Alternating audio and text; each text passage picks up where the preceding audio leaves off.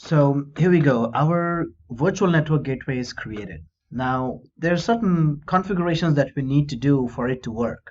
The objective is to have a point-to-site connection created between the laptop, which I have, and the VNet. In the VNet, we have the virtual network gateway there, which will then be acting as a VPN device. So we are creating a point-to-site connection. To create a point-to-site connection, I will first go and click on this point-in-site configuration. What we must type here is the address pool, which must not be more than /24 CIDR block range. So I'll choose 192 series here to keep it simple and call it as 192.168.30.0/24. Now, the next thing it's asking for is the root certificates. Yes, we will need certificates to encrypt the traffic. So there are several ways you can get a certificate. You can get a certificate from external provider like OpenSSL, Verizon, let'sencrypt.com. There are several companies and organizations that provide certificates, and we need to purchase from there. But because it's a lab environment, I will use a self-signed certificate. There are several ways of creating a self-signed certificate. You can create a self-signed certificate with makecert.exe or PowerShell or OpenSSL.exe. There are several ways. Now I will use makecert.exe to create a self-signed certificate. But if you are PowerShell savvy, you can go ahead and do that. We can demonstrate that here, but just for the sake of simplicity, we'll use makecert.exe. I'll just launch command prompt, and in my C drive, I have already created a folder called cert. There I have a file called makecert.exe. Now I will use this file to create the certificate. So there's a command that I have in my notepad here that I need to type in to create a certificate with the name Azure VPN root cert. So the name of the certificate is this. The length of the certificate is 2048 encrypted with SHA-1 algorithm. Eventually, the certificate will be named as Azure VPN root cert. Now this is what we gotta take it to Azure for encrypting the traffic. Now I'll just paste it on the command prompt to make sure that the certificate is created in my C cert folder. There you go. Hit enter, give it a minute, and then navigate to the folder and you will see a new file called Azure VPN root cert, right? You'll also find that in your certmgr.msc, which is certificate management store for user stores. Expand the personal store, and then under certificates, there is a certificate called Azure VPN root cert. There's a client cert as well. I just delete it because we don't need it for now. And what we have to do is export it. Yeah, click next. No, do not export the private key. And then select base 64 encoded. This is because if I select DER encoded binary, then the certificate will all be gibberish. We will not be able to read it. But with base 64 encoded, I'll be able to read it in a text format. So I'll click on next and then browse it to the same folder. Just to organize it, I'll keep it under the same folder called C cert and call it as root cert. Save it and let us proceed with the wizard. Finish it. Now if I go to the same path, I have this file called as rootcert.cer. What I gotta do is open this file with Notepad or Notepad++ better, and then the content of this will then be copied to Azure. I'll show that to you.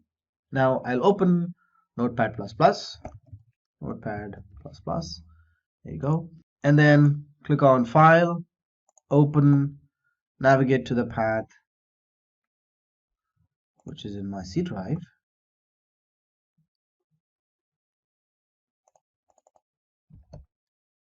There you go, and the file name is rootcert.cer. Just click on Open, and yeah, it's all is good.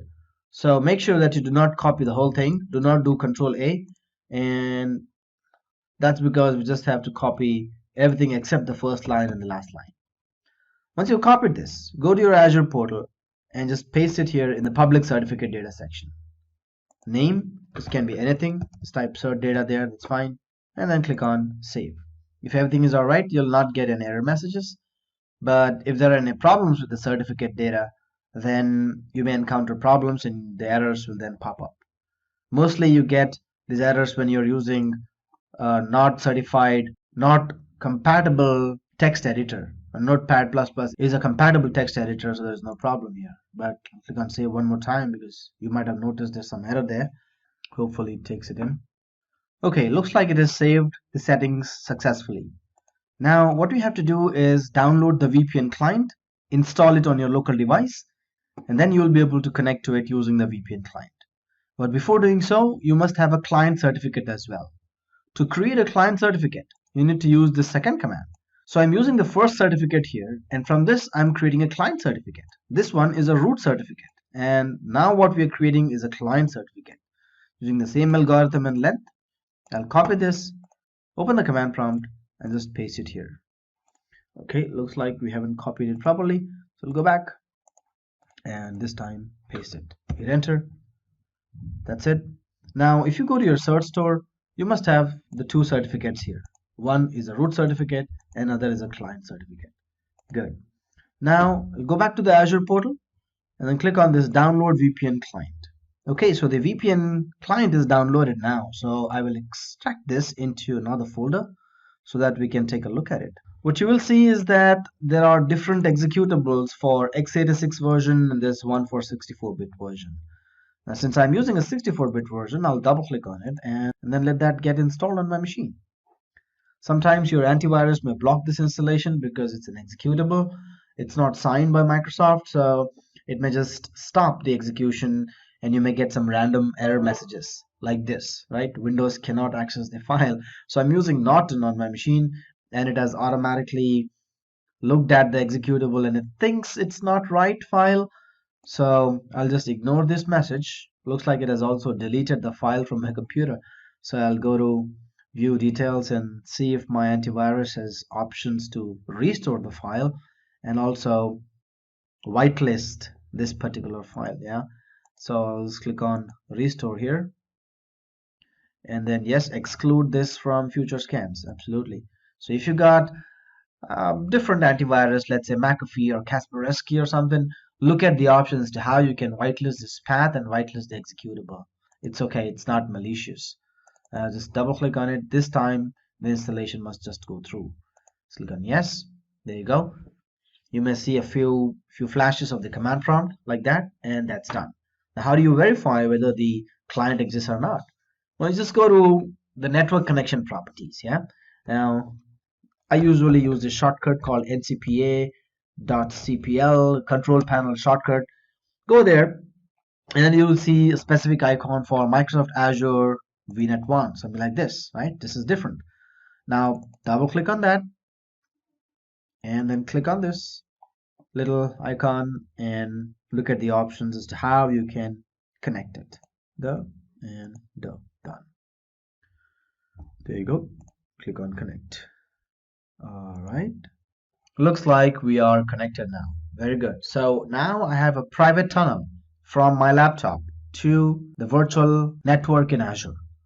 I've already created a virtual machine in Azure. So what you will see is a virtual machine that is created in my virtual network 1 and it has a private address 10.20.30.5. I would of course be able to connect with a public IP address, no problem. But the idea is to route the traffic privately through the VPN.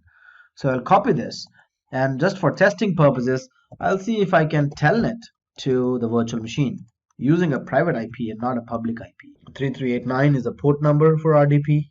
There you go. Now you see 10.20.30.5 is connected. Absolutely not a problem. Now I will try to do an RDP to the machine using a private IP. My antivirus is working. It has removed certain executables. That's fine. But you see this, I've got a prompt. That means that the connectivity is established.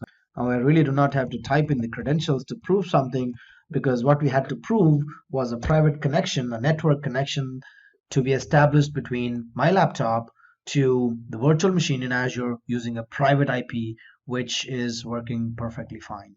So with this lab demonstration, we have been able to successfully configure a point-to-site connectivity between your personal device and the one in Azure.